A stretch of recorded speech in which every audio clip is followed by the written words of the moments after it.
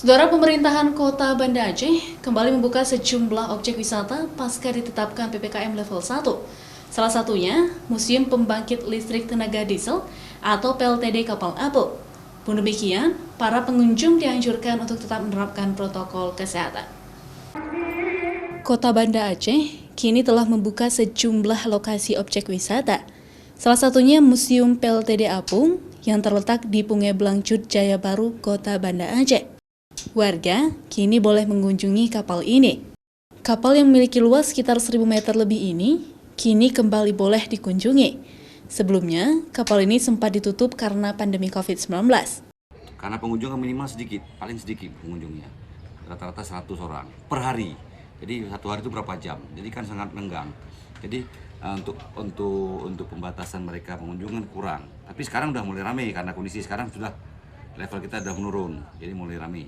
Kalau peserta khusus pengunjung tetap prokes tetap kita jalankan. Yang penting mereka pakai masker, cuci tangan, kemudian mengecek suhu tetap ada.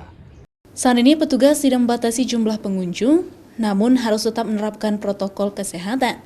Dalam sehari, pengunjung mencapai 100 orang. Pengunjung yang datang ke sini berasal dari sejumlah daerah. Membuat kita tetap bisa melihat sejarah terjadinya tsunami. Tapi tetap mungkin kita bisa mengikuti protokol-protokol kesehatan dengan tidak tetap memakai masker, sanitizer, cuci tangan, menjaga jarak, ya. Dan kalau kita tetap mengikuti protokol kesehatan, saya rasa itu tidak masalah. Pun sudah buka kembali sejumlah objek wisata. Pemerintah Kota Banda Aceh berharap para wisatawan tetap taat menerapkan protokol kesehatan. Hal ini guna mencegah penyebaran COVID-19 di lokasi wisata. Davi Abdullah, Yusuf, Syarifah, Kompas TV, Banda Aceh.